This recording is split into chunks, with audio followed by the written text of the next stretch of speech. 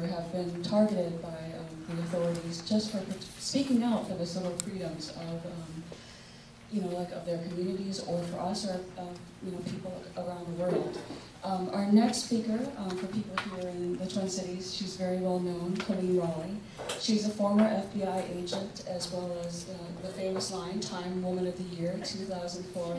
And I believe Coleen has some wonderful insight into what they're thinking.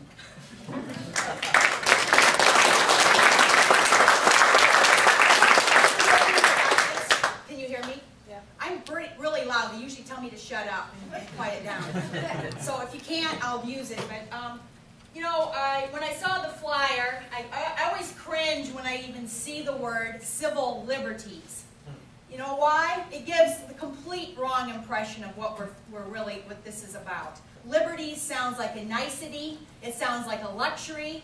And in times of war and in times of threats to security, the first thing you're going to throw away is your liberties. Now, it's much more than this, and I know I'm supposed to speak actually on the top secret America and the whole apparatus, at least what I know of it. But I just want to tell you that this is a lot more than liberties. This is actually now threatening our whole rule of law. A lot of people are not really for law and order and whatever, but you know what? These are things like the protections of the Geneva Convention. The 10 Amendments, the Bill of Rights, are actually law. They aren't niceties, and they actually, things like search and seizure, the right against self-incrimination, not to have a confession coerced from you by being waterboarded or being tortured, the right to attorney. Those things are actually pragmatic. They make sense because you have no way of being accurate. Let's say you had a serial killer, for instance, and someone said, let's waterboard to find out who the serial killer is. You would have no ability to be accurate if you were allowed to throw away these 10 amendments. And yet, we have done that. We have actually thrown out a right to attorney. In this, I've been given 12 interviews in the last 2 days because of the New York Times front page article that says Obama is Obama's kill list. Okay? You know what the kill list does? I mean, don't worry about the Patriot Act, folks. The Patriot Act is, if I had to graph this out, the Patriot Act would be this much, and the kill list, it would be up to the ceiling. The kill list makes an executive not only the investigator, which was always the case, but also judge, jury, and executioner. Now, anybody who is an attorney, is connected to a law professor, to anybody in the judge, their jobs are going away. That's what you have to explain pragmatically to people to make them care. And our legal cadre should care because they will not have a job. Judges, law professors, our whole jurisprudence system, due process, is right now at risk. Because we have just said, the country has just said, well, it's in the front page of the New York Times. Obama is our great, whatever he is, our first black president, etc. That, you know what, we trust him. If he's going to write up a list, we're going to trust him because he knows everything and I'm just a citizen. The problem is more now than just the politicians. Just top secret America. There's 854,000 people in top secret America with top secret clearances. Bradley Manning didn't even, he was way down the list. He had no top secret clearance. There is nearly 1 million CIA, FBI, and they are all earning a lot of money from our taxes. Our taxes are going, I think it's somewhere in the average of $80,000, $90,000, $100,000 per each one of these 854,000. Now, if you were in that system, you would be like the fish in the water. I can swear to everybody here, I know people, I worked for 24 years, I have known the liberal, the conservative, all these different mentalities. If you were in that system, you would be like a fish in water. All of your job incentives are flowing in one direction, and that is to participate in this top secret America.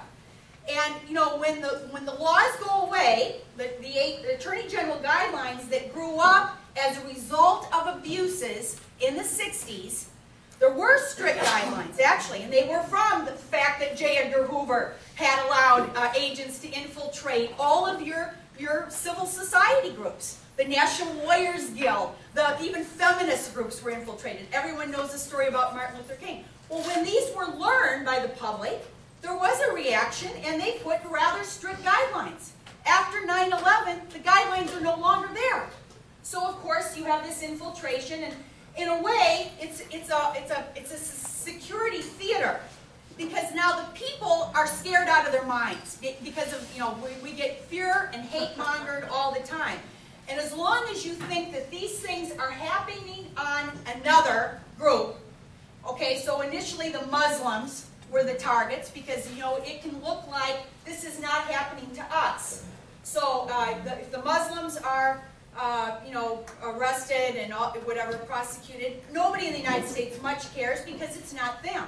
Now over time, and of course with the raids here locally, everybody said, oh my gosh, this is now reaching into, dissenting groups. And there's been environmentalists, there's been the anti-fracking committee.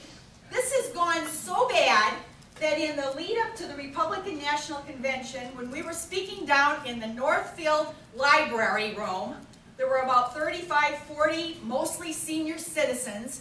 I had gone with Sarah Martin because she was speaking about the march on the RNC. I was speaking about our peace picnic in Harriet Island. There was a vet for peace, and there was like one more. So there were 5 speakers, 35 people. And in the back row, I wasn't paying attention, but there was a guy ducking. And so I'm looking around to see who's ducking behind the back row. He was ducking behind a woman, and his name was Richard Greeless. He was part of the Joint Terrorism Task Force. And then his partner was there too. And I think there was a third. So in this little group in the Northfield Library, listening to Peace Island picnic talk, there were 3 of the 35 had come in there. And of course, there's a longer story about Richard Greeless. It turns out that he actually learned something. He actually now has written an anti-war op-ed since he retired. So it actually was a good thing. It was a teaching moment for him. And actually, he thought it was stupid, this fine. Many of the people, I will say this, besides the fish in the water, and you have to collect your paycheck, you got to get your kids through college, but besides that, there are many half-decent people in government who cannot believe what's going on. And Obama, because secrecy is everything, and if this was to be exposed for the sham security theater it is, and all of the illegal actions now creating kill lists, and torture, by the way, is not illegal right now. The Geneva Conventions do not apply. I mean, it's incredible. But if people were to learn about this through insiders who leak to whatever, this is key. Look at WikiLeaks. I mean, this is very, very difficult for an administration that's trying to control, through propaganda, the public opinion. So, there are now 6 prosecutions. So on top of all of the prosecutions, first of the Muslims, now branching into all of us, many, many people who just speak out. Jess said, keep your mouth shut. I can't do that, by the way. Where's Jess? I can't do that, so I always figure, I'm on Facebook writing day in and day out, and I always figure, well, they're going to have a heck of a time taking one statement I said when I've been writing, and speaking out all this time. But, what's happening now is Obama he's got 6 prosecutions of government insiders. That is double what all of history has.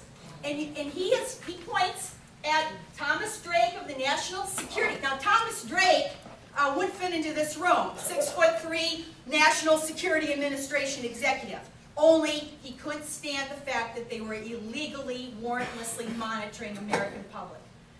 John Kiriakou, who's the latest one to be indicted for being a spy, a traitor against the United States under the 1917 Espionage Act, which was World War I, so that the traitors against the United States, they're using this on government employees. The penalty is death. The penalty is life imprisonment or death. Now, we are all watching the news. The UK just denied the request, or being denied granted Sweden's request to extradite Assange. He's going to fight this for a month, and the bottom line is there's probably a secret indictment already in the United States, and then he probably will be the 7th. And you know, this is scary stuff because this puts us right back to the Rosenbergs in the 50s. This fear and hate, and I will say that we all have to do more. You know, this is a small room, and who mentioned reaching out to groups? I think it was you or Jess from the start. We need to reach beyond our choirs. There is a good side to what's going on, because by eventually targeting lots and lots of people, the National Defense Authorization Act, for instance, says you can just arrest any American citizen by the military and hold them indefinitely. Well, you know what group now is kind of outraged about that? It's probably nobody in here, unless we have a police officer in the back. But it's they call it the 10th Amendment. That's a conservative group. They've actually got 8 states now fighting against this NDAA. So don't always think, oh, I'm liberal and I won't talk to a conservative. Right now, the good side of the way this war on terror has now implicated more and more people is there actually are lots more people from all different backgrounds and ideologies that are waking up. It's gone way past the Muslims. Let's see what else. I got some more time, huh? 1 minute. You know, the biggest problems are top secret America. The secrecy is the key thing. So every time something comes out, I mean, Obama leaked himself the kill list because he knows now that the United States public supports this looking tough and killing people. So what we have to do is we all have to write and get more people on that. The secrecy, I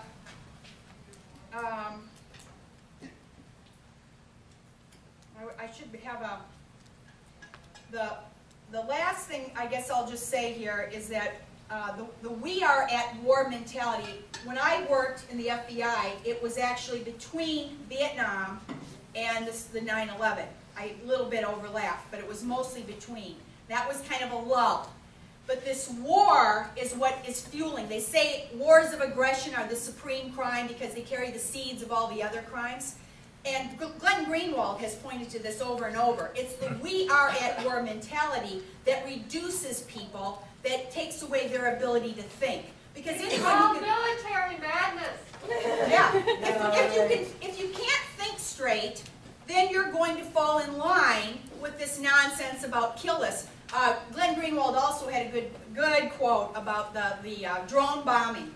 He said, using drone bombing to try to reduce terrorism is like telling somebody who's got emphysema to smoke 6 packs a day.